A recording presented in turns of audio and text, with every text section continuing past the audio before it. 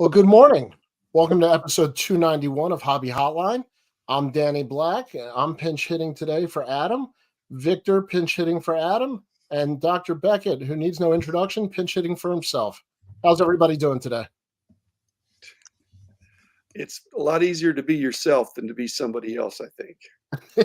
Well, I don't know that I could be Adam Palmer and his enthusiasm every day, so I'll be me. Victor, you feel like being you today, or you want to be somebody else? I'm okay being me. Good morning to you guys. Good morning to the chat. Good morning to the hobby. Let's do this. Let's do this. We got some good mornings already in the chat. Good morning, Chris C. Good morning, Mad City. Good morning, Philly Joe. I got a feeling we're going to have an active chat room today. Big week in the hobby. I do want to start with, I'm sure, the story that everybody's talking about is Caitlyn Clark. No, I'm kidding. Let's start with PSA and SGC. I think Collector's Holding buying SGC. PSA has a brother. I think that's the big story for everybody. And I think there's just so many tentacles to this that Dr. Becket, excited to have you here. Victor, excited to have you here and kind of break this down a little bit. And for the chat room, please give us your thoughts. Definitely want to hear what you have to say.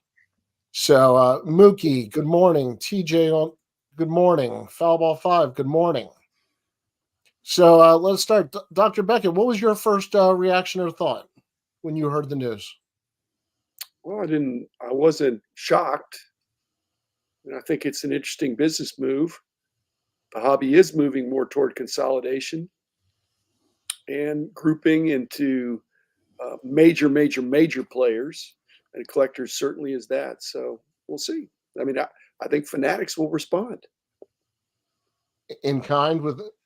No, just in some way. And again, there may be perceptions of conflict of interest, but grading company, the big grading company acquiring another, what heretofore was a big grading company, that's not a big surprise. But Fanatics may think we don't need to be in grading, and PSA may think we need to really double down on grading. So. I think there's a lot of people who believe, as Mike Petty says, Fanatics buys Becket. There's only so many players that are left, to be honest. But let me give you an intriguing possibility, because I don't know that will happen, can happen, but it could happen.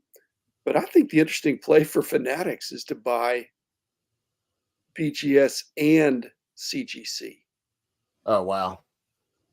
Now, CGC is a huge company beyond sports cards. I've heard that they want to spin off this sports cards and trading card suit. I'm just saying that would be. There's some commonality there. Fanatics, that would immediately. So I'm saying both. That would be an interesting play. Mad City Bruce says, I was like, wow, pop reports will be confusing. Now, Nat Turner did tell me that they're doing a universal checklist between PSA and SGC, but the pop reports are still there's not going to be a universal registry as of now. So it'll still be separate registries. Victor, what was your thought? That tweet comes out and kind of hits the hobby like a landmine. What were your thoughts? I was shocked. I was down here working on some things, kind of middle of the work week. My eyes were getting heavy. I decided to call it an evening. Before I did, I made a pit stop in the bathroom, and I'm looking at the phone. And then I saw the news, and I was just shocked. I really did. That was a big move. Kind of hard to fall asleep after that. But it's interesting, man. I just there's a lot to consider. I hate to regurgitate what's already been said. There's been so much content already spoken about it. the hypotheticals and the speculating and all of that. I do like the work you've done, Danny. You were kudos to you and Hobby News Daily. You guys were like on it, man. You guys were busy, and it shows you were making phone calls, writing articles, making videos. My goodness, you've had a lot on your plate, but you put out some great content this week. So wanted to thank you personally. Thank you. In other news, my kids don't recognize me, but thank you, Victor. Mm-hmm. A lot of people in the chat room, I don't want to pick on just one person. A lot of people have some hesitancy. Dr. Becket, I'm seeing people concerned about prices going up, company having 85% of the market. Do you have concerns that they could be too large? I could have all the concerns in the world. It wouldn't matter. I mean, I think this is a done deal, but I don't perceive that PSA would raise their prices as much as they would raise SGC's prices. SGC was increasing, and part of that was they had a lot of specials. When those specials were advertised, I'm not saying it made PSA look bad, but SGC has been very aggressive over the last couple of years.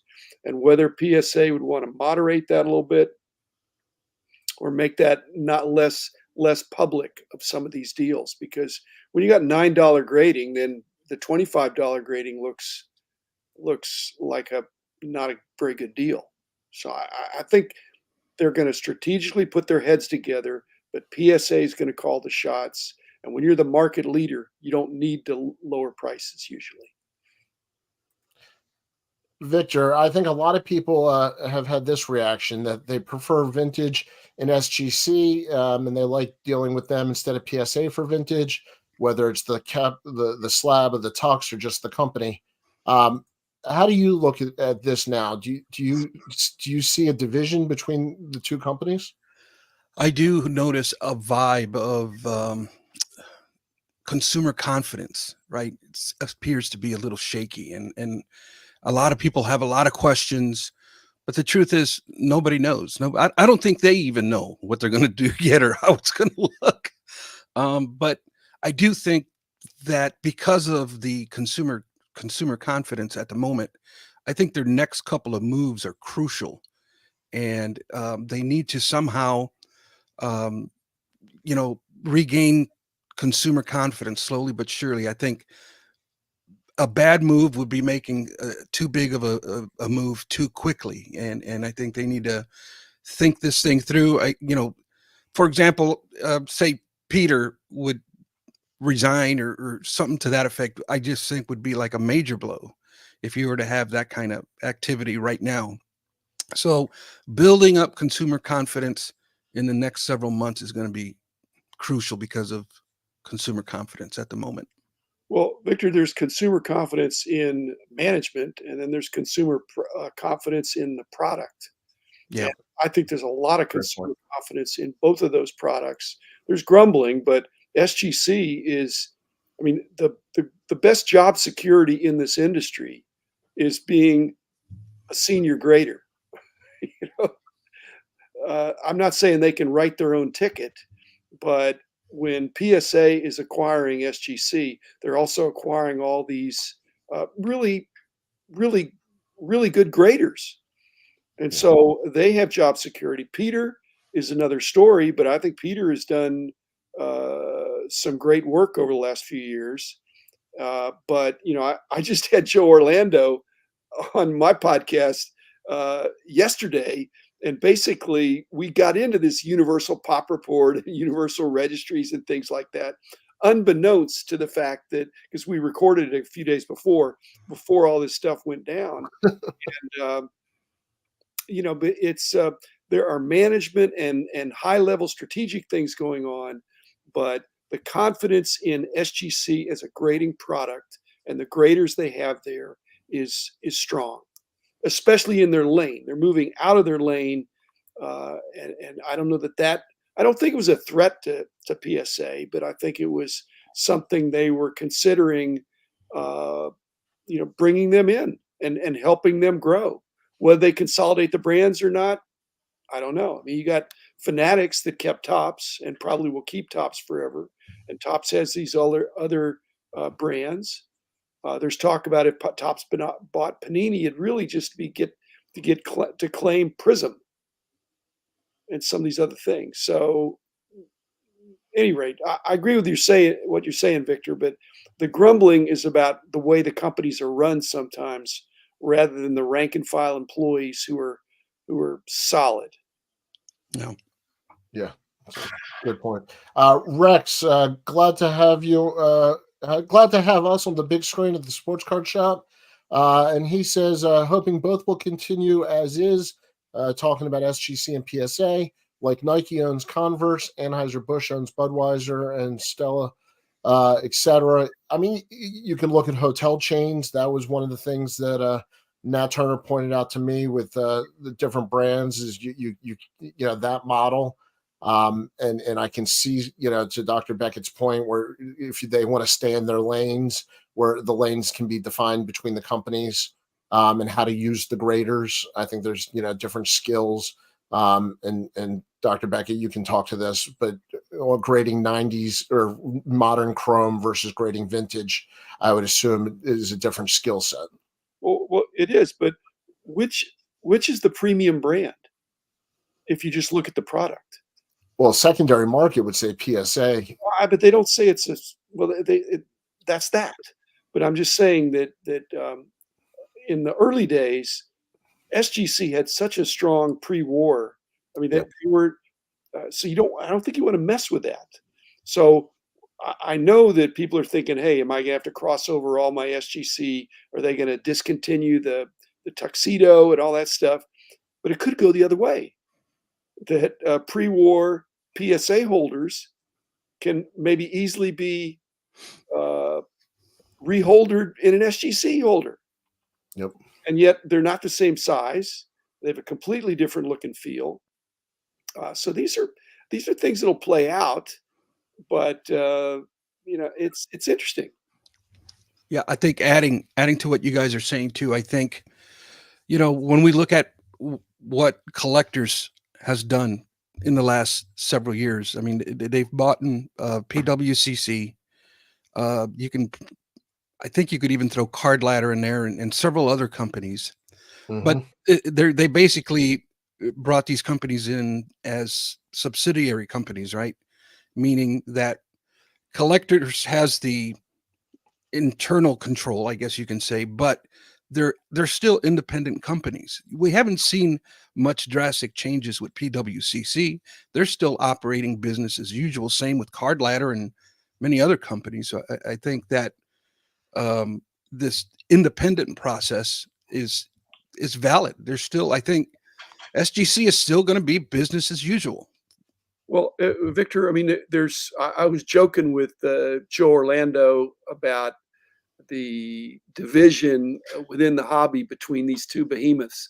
But if, you know, the Fanatics is the National League and Collectors is the American League, but, you know, PWCC was acquired by Fanatics. And Fanatics is going to be all about making the cards and selling the cards. And Collectors maybe came to a point in the road, this golden possibility notwithstanding, to say, you know what, we're not going to make the cards and we're not going to sell the cards. We're going to be grading the cards, pricing the cards, doing those kind of things. And so maybe there's a division now to avoid these conflicts, because if you're making the cards, pricing the cards, grading the cards, auctioning off all the cards, there may be some thought. And if you do that, then I think our industry is just not big enough to get any attention from any antitrust. And there'll still be other graders out there. There's other manufacturers. So and there's plenty of auction companies. Yeah, no shortage there. I was talking to Ryan and Gemrade, and he made an interesting observation on a way to look at this purchase. Is almost Collectors buying SGC as a defensive move, so Fanatics didn't buy them. or and looking at it almost like, free agency with the Yankees and the Red Sox, where one would sign the free agent so the other one didn't, and then you figure out what to do with them after they're on the roster. I wonder if there's some play there. Victor, could you see a scenario where that's a defensive purchase and just trying to make sure that Fanatics doesn't get to them first? I heard the same thing. I mean, it's logical, right? I mean, it's but I don't know. It makes sense, but we're speculating. Dr. Becket, what do you think? I like the fact that these are strategic acquisitions, from people in the industry. It's not a third party trying to a financial buyer trying, because I think SGC, we had discussions with SGC 20 plus years ago about buying them. And so they're a good company.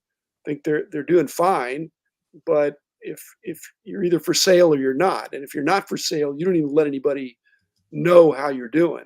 Once you get into any kind of a sales process, then there is like a book, or you have some due diligence, and you've got to provide your your financials.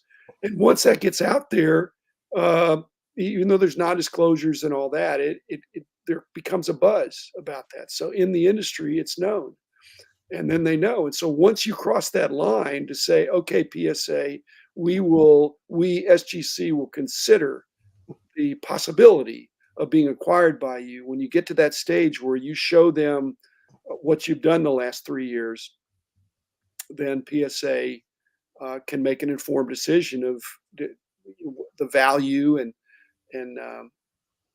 but I think SGC is happy today. I would say so. As they say with the players, they got their bag. So good on them. No, but not the players. The owners got the bag. I mean, they're sharing, but I don't think that the graders necessarily are going to get across the board raises at SGC. I don't. What Mike was saying. I don't think that SGC in any way is an inferior brand. It's not the BCCG for us was an inferior brand. It had a different grading standard, and it was never intended to be a premium brand. SGC, they're messing up if they try to make that an inferior brand. It's not an inferior brand.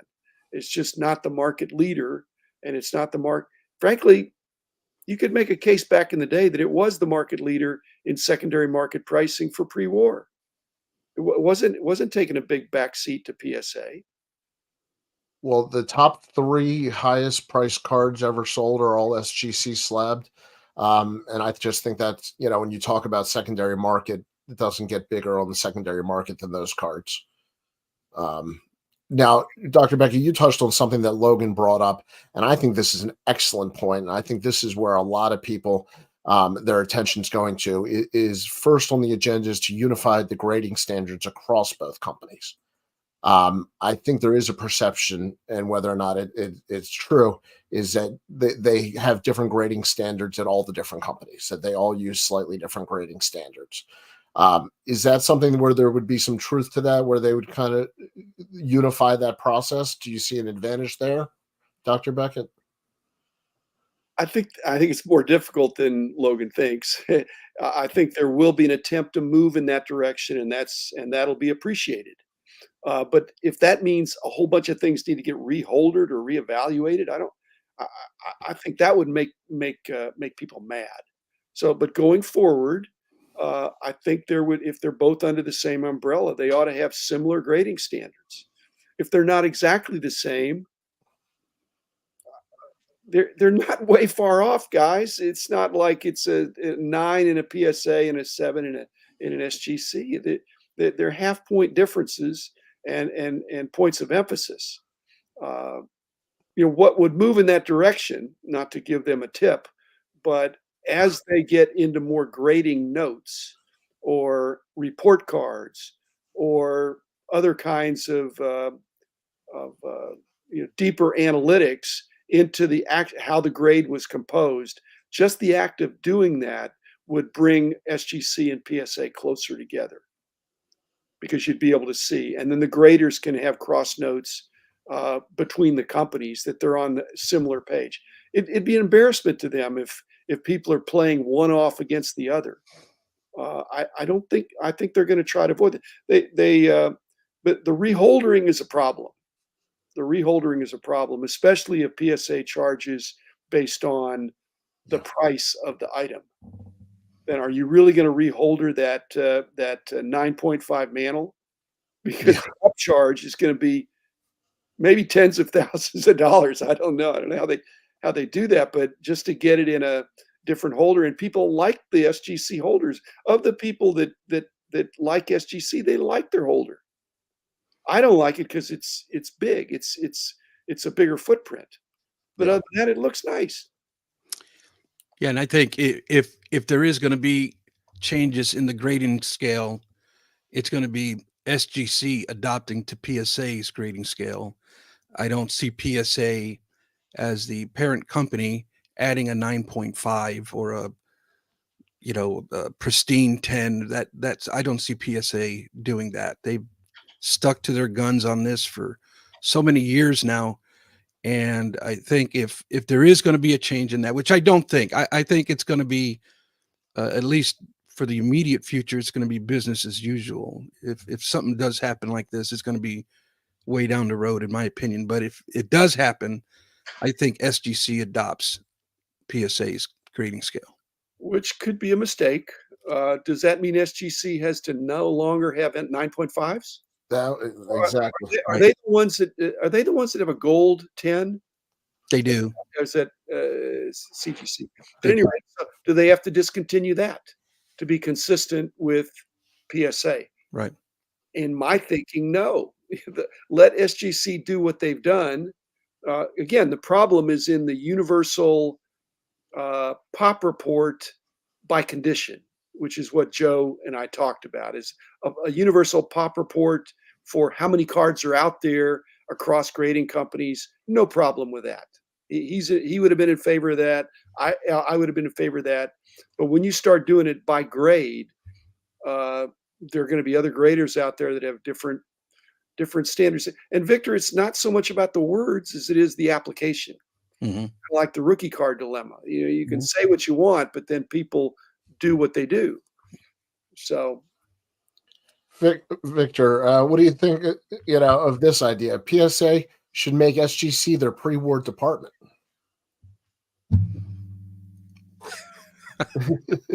Yeah. Just go ahead and say, pre-war, just send it to Florida. Possibilities are endless. We'll take it in California and Jersey. Jim, that was a great episode with Joe Orlando. You got any more of those coming out?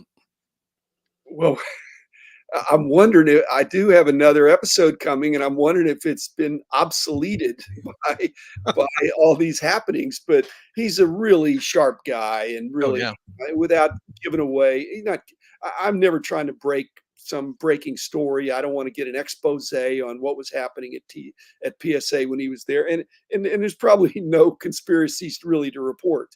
But we had a great conversation, and there's more to come. So cool.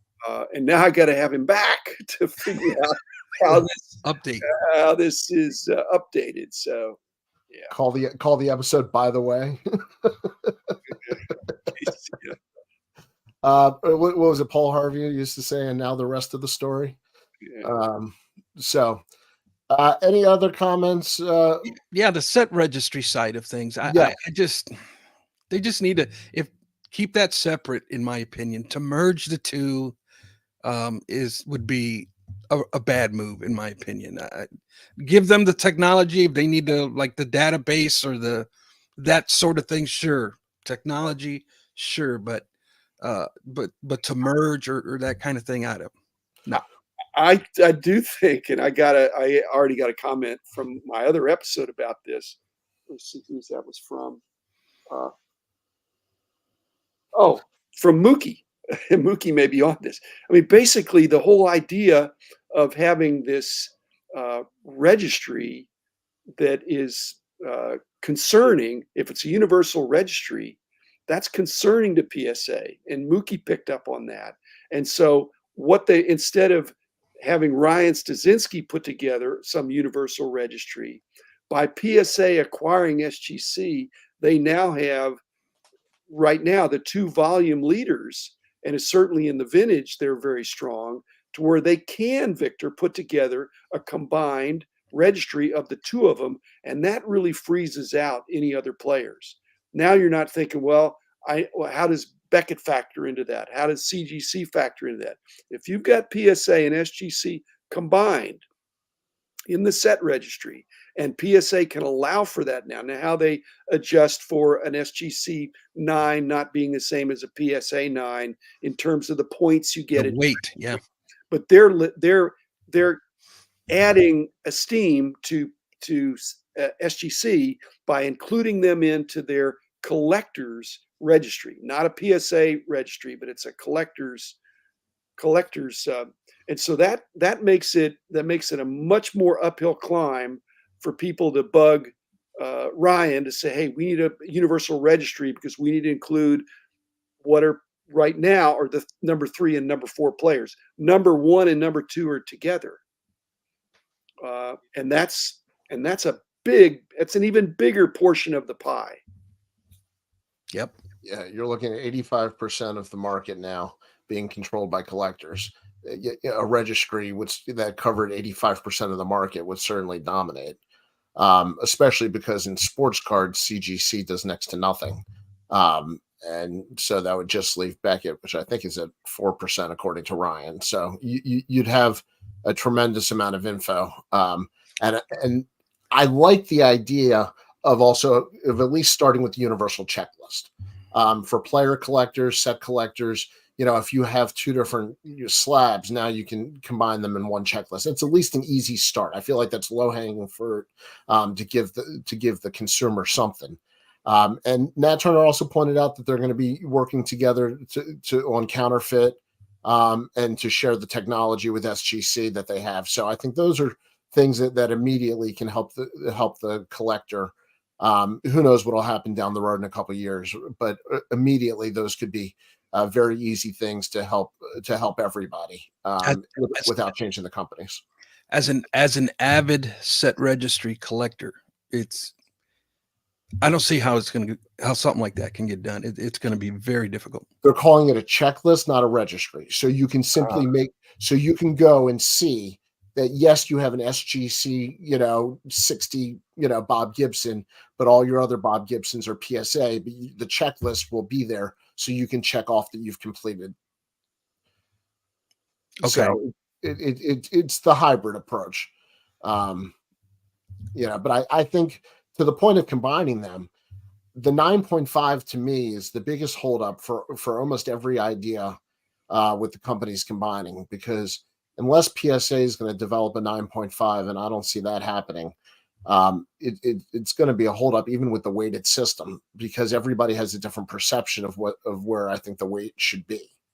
And that's just, where I think now, if Fanatics comes in and makes a move, what's their secondary market pricing going to look like? And that would be my only hesitation of why they didn't buy SGC, is to me that would have given them the best secondary market option.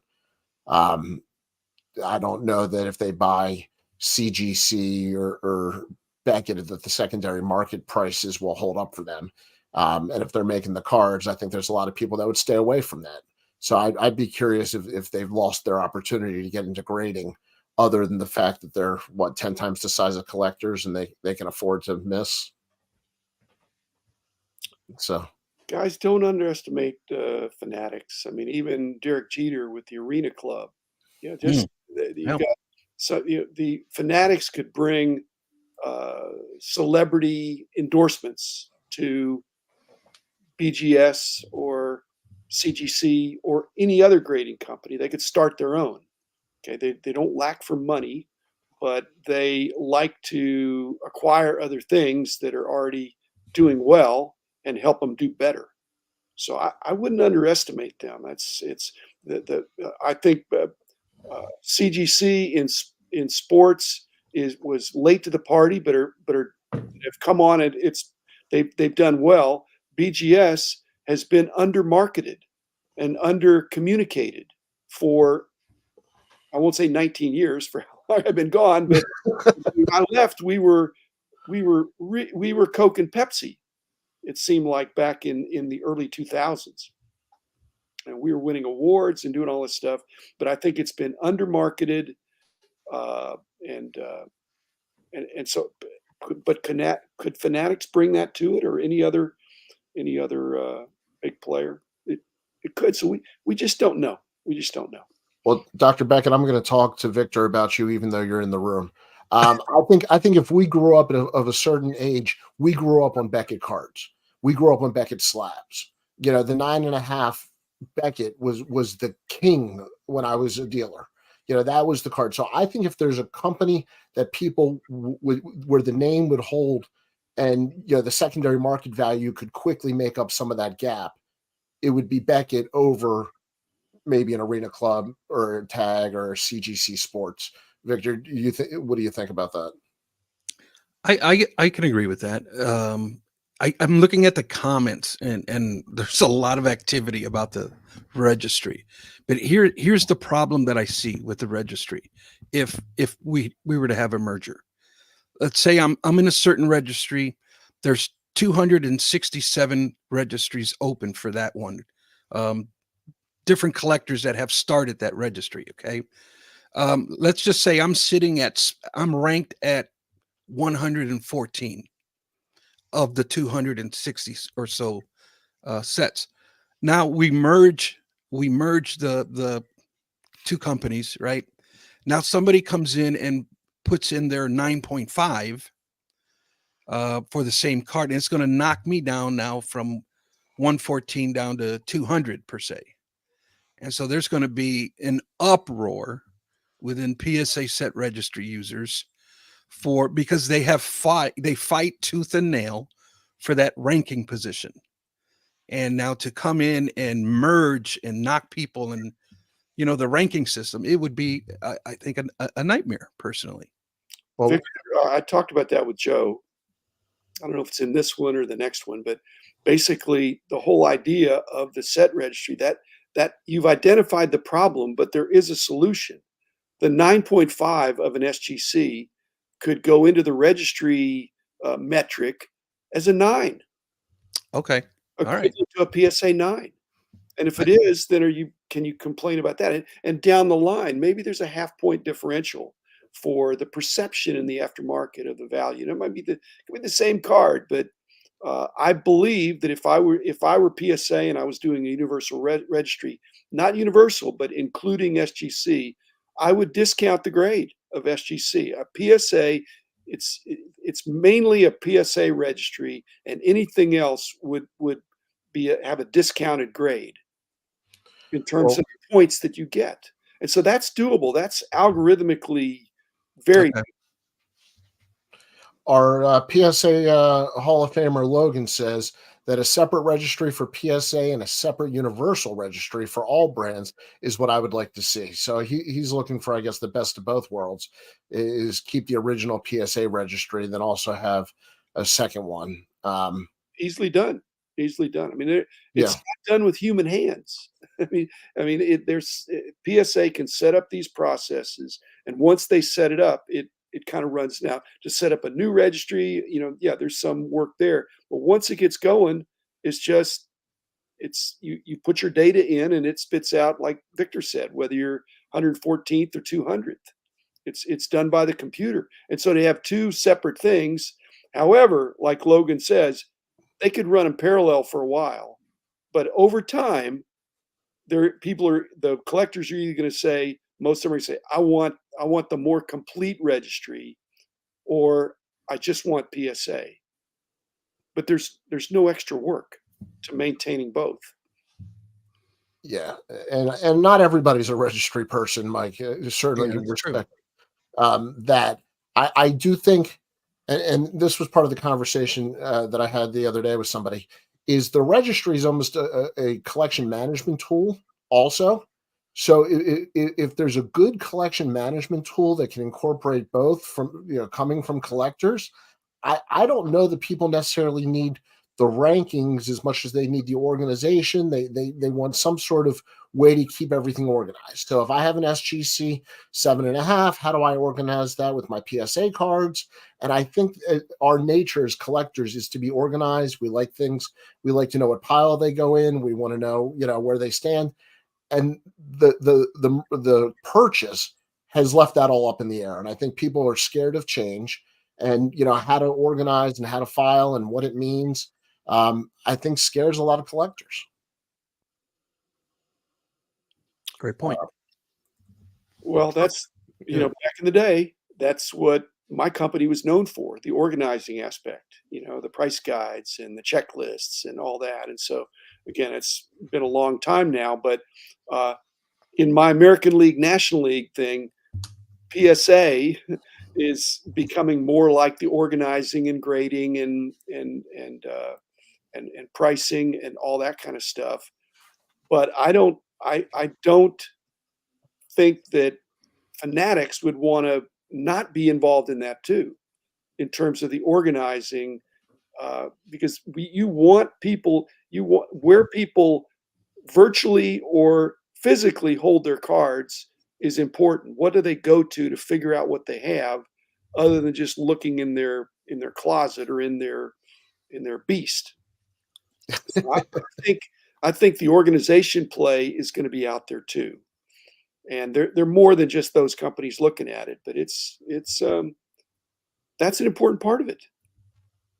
Yeah, and I think that's one of the reasons that the BGS 9.5 a year or two ago, caught people by surprise because they don't like the change and they don't like the change without notice. And to your point, Dr. Becket, I think that Becket as a company lacks in a good communications and marketing department. I can't remember the last time I heard anything come from them as a company since the sale.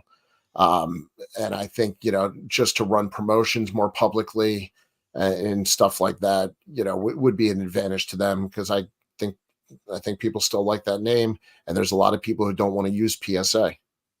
I like the name. It's my yeah. name. Well, you might be biased on it.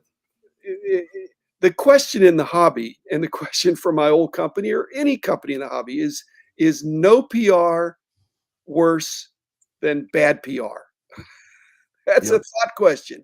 I'm being rhetorical, but even mediocre PR is better than no PR or bad PR. And bad PR probably is a lot of times is no PR.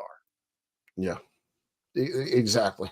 Talking about organizing, I like Trading Card Database to track my player run collections.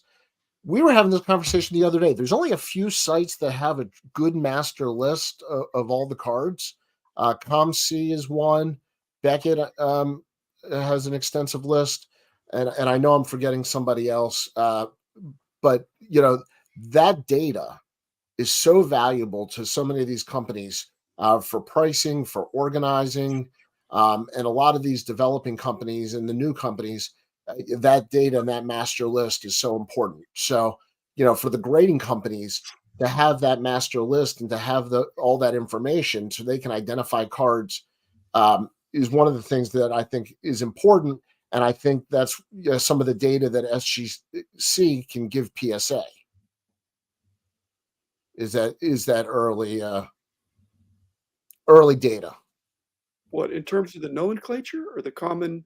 No, just the master checklist of all the sets, and they both have it. I mean, they both use the sources that are out there. There's kind of fair use of some of the stuff. But that's what I'm saying. Who's got the good list?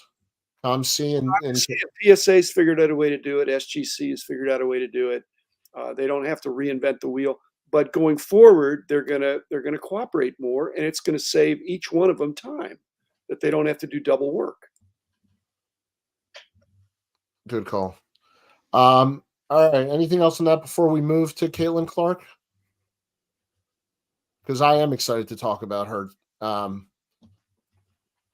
about setting the D1 scoring records as soon as she passes Maravich? I think it's only a couple points away for men or women, and she's turning pro. And she announced that she's going to go pro and leave a year early. Dr. Becket, is she changing the women's collecting game? I think she is, but I don't think it has much to do with Pete Maravich. Who was I saw him play. He really was amazing. No 3 points, but he was shooting from behind the 3-point line, which was the consternation. He's come across half court, and if he was getting 3 points, he would have been even more amazing. And he only played 3 years. What I am surprised about is Caitlyn going pro, because I think she's got very lucrative NIL stuff going, and new commercials and things like that. And so it makes me think she's taking it for the team. That this could be a huge breath of fresh air for the WNBA. Because Bob, if she'd have stayed in school one more year, it'd be like, hey, WNBA, I'm on my own. And so I think she took one for the sisterhood, and she's going to Indiana, which is basketball crazy and has not been outstanding lately, but huge passion in the whole state. And so I think I'm hoping she's a game changer for that. I think she might be. Now, again, the salary might not be as important, because you're thinking, well, gee, she ought to be getting mega bucks. But I think she's going to get mega bucks from these endorsements. And so the WNBA salary structure may not be completely overturned or messed up. That's how it could get messed up. And that's what Bob's saying, is the WNBA finally has a superstar. Don't screw it up, WNBA. I think there's something to be said about having somebody leave early for the WNBA and giving it a cachet that they haven't had before. Victor, she's not leaving early. She's not leaving early. She's choosing to not stay late. Well, she had another year if she wanted to. That was a 5th year, Yeah, fair enough. Master's degree. I mean, it's just, come on. Well, she's got the State Farm commercial, so she said either way. I think so. I will say she's a better basketball player than actress, but she'll get better as she goes on. Victor, have you followed her at all? I do. I've been following her story. I find her incredible. She has this magnetism about her that really just draws your attention. I was a big WNBA fan back in '97 when it first came out. The sport has kind of, the league, I should say, has kind of suffered as of late, but I think this is the dawn of a new era for WNBA basketball for sure. Not only Caitlyn Clark, but some other young ladies that are just phenomenal. Rex says, agreed. I believe the highest paid WNBA players make around $250,000 to $300,000. Hopefully her endorsement money will be just as lucrative as her NIL money.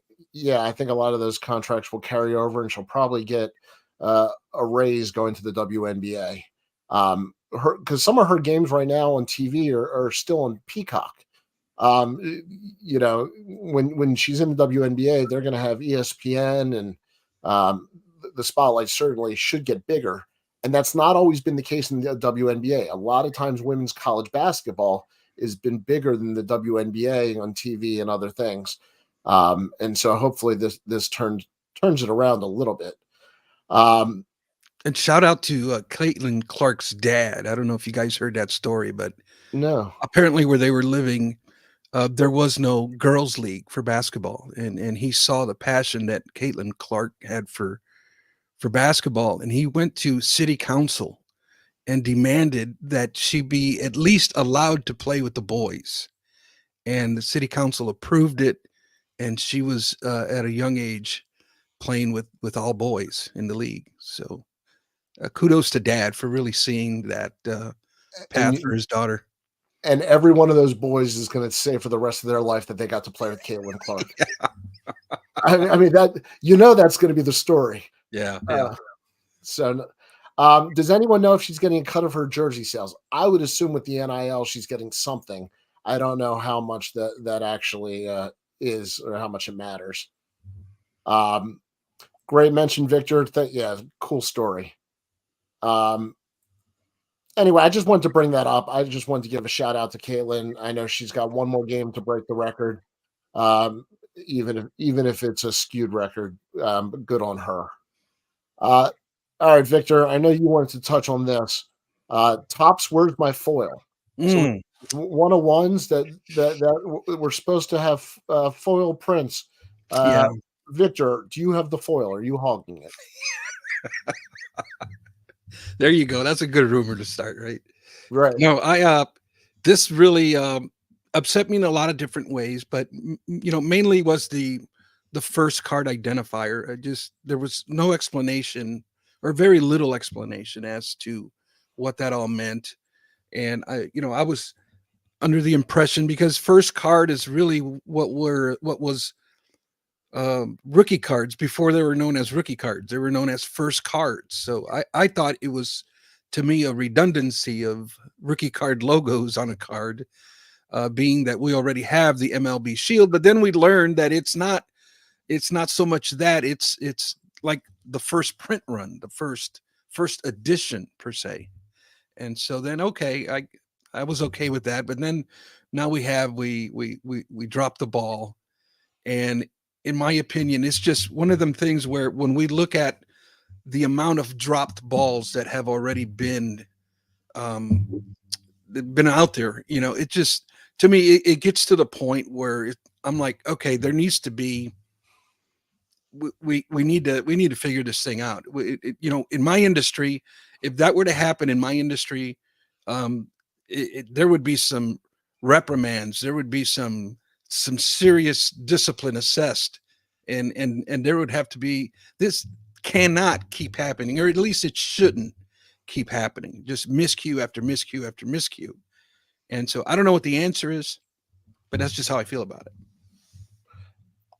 Dr. Becket, at what point do you have to, really look at quality control? I'm sympathetic with Victor, but it might be that they wanted to call it first off the line,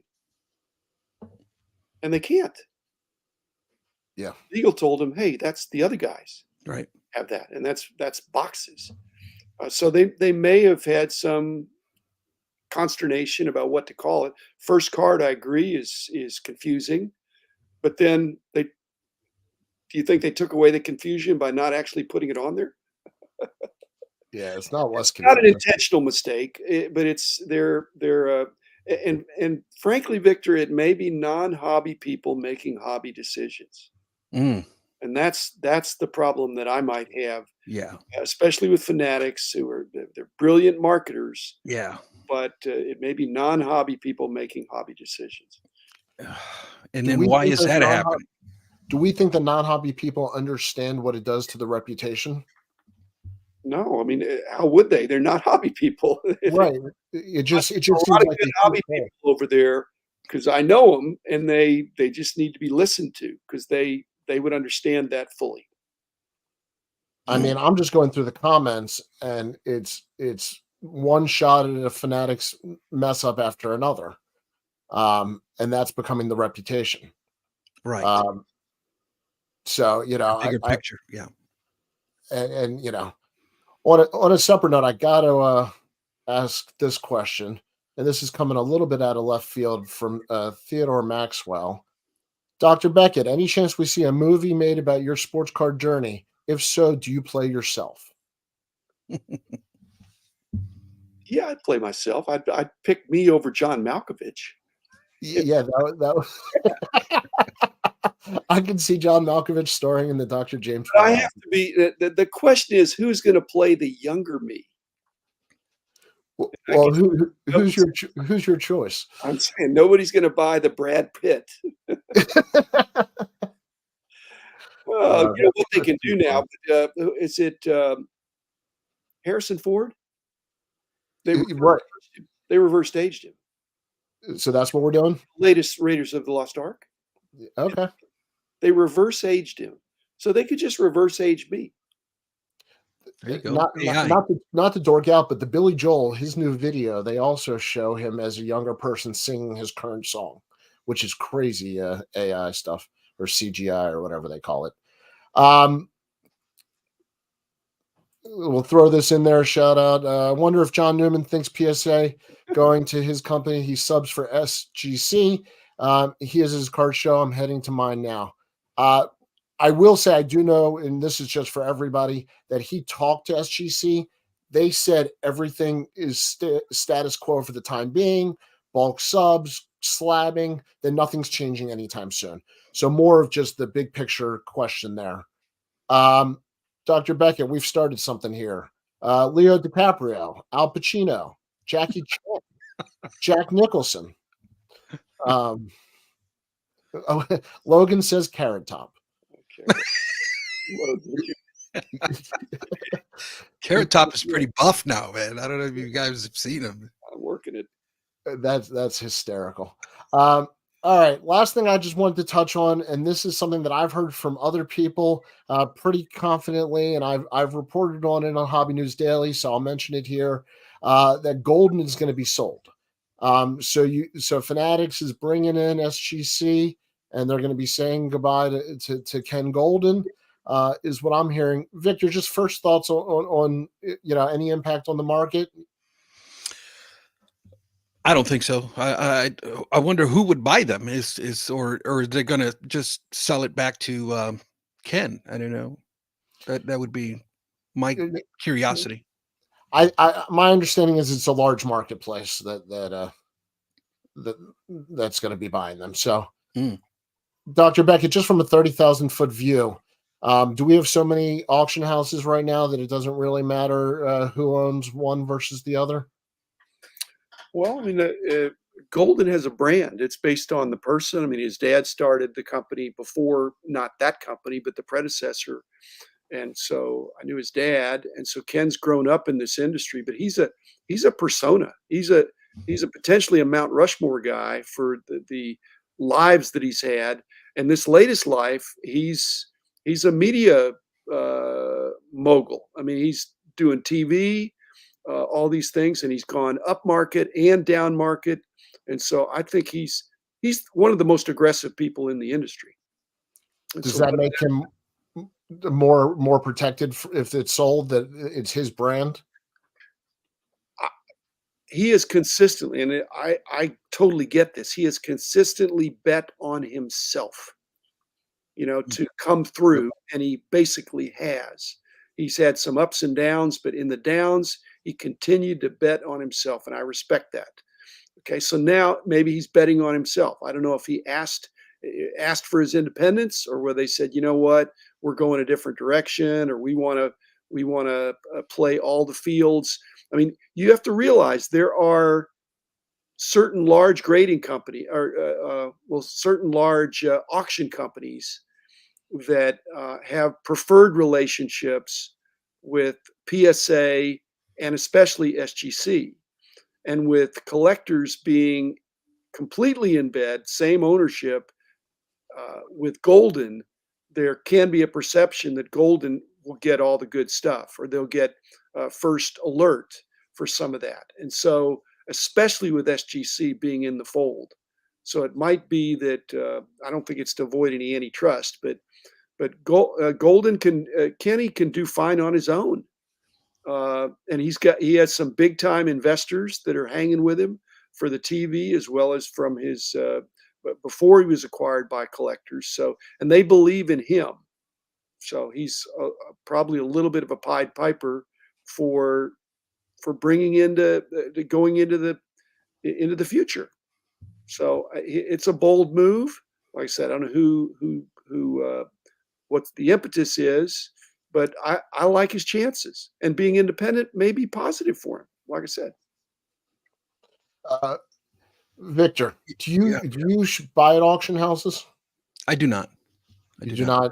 No. I think though, from what I'm gathering, it's more, again, the parent company being collectors, meaning that they have the internal control. And I think that's what has been discouraging Ken Golden about this deal. I think he's been struggling with the internal control. And you can just imagine a man who's been in the hobby for so long, with under his own company, and he's been calling the shots, and now collectors wants to take internal control. I can see that fight, that tug of war between those two, right? And Ken has been kind of vocal about his displeasure on some of those things. So that's probably what is prompting this sale. I'd seen eBay, perhaps. I don't know. I guess we'll see. And Mad City Brewer says Ken Golden has to be happy not explaining all the PSA screw-ups. What is Ken really selling all of his entities to eBay? Or, he's moved down market with some of these marketplace and these more frequent auctions. It's possible that he's kind of retained his TV and his high-end auction stuff, and the lower end stuff he's going to work is going to be under eBay, and he's going to work through them, and he's going to allow eBay to participate in his big auctions. It may be more complicated than Ken being a foot soldier for eBay. I don't really see that. TJ is online, says Ken and Nat have actually been going back and forth a little bit on Twitter about the PSA mishaps. Mike Petty, interesting information. He said a lot of complaints about Golden on Net 54 about shipping. Ken is on there sorting it out. So to your point, Dr. Becket, about him betting on himself, he's not afraid to get in the trenches with people. And I have firsthand experience with that. He will respond to a tweet more than some other people. From Chris C, PSA Vault far more lucrative. I bet the missing Pokemon is there. Yeah, I do think the vaulting service, and I think, Dr. Beckett, to your point, having the golden connection to PSA did leave some people, I think, believing that there was more of a connection there. And when they're owned by the same company, it's a more than logical question compared to what this hobby wears a tinfoil hat, I think, most of the time. That is a fair question. So maybe this just takes pressure off both companies who are probably feeling it. I mean, eBay has a vault. They have a very aggressive vault. So yeah. But like I say, Ken is very entrepreneurial. He'll do fine. But it may be that he felt like one hand was tied behind his back to be with collectors. I don't know. Explaining stuff that was related to him, but he had no control over. That's frustrating for an entrepreneur. I was about to say that. Do you mind me asking, and I forget the details, did you stay on board after the sale for a time being, and was that a frustrating time? You stayed on, didn't you? Well, I was in the building, but I was not really I wasn't really in the chain of command. I met with Peter, the successor CEO, really enjoyed him, but I didn't retain any ownership. And so, and they really needed to, carry out their own vision.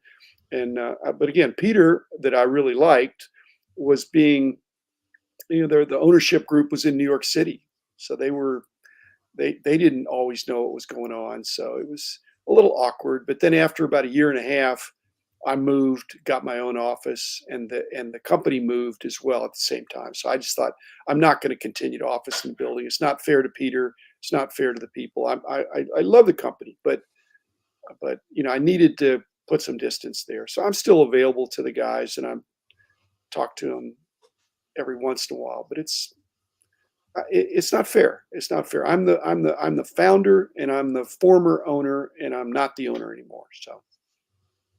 I could only imagine that when stuff happens, do you get contacted? Do people think you're still involved? I get both that.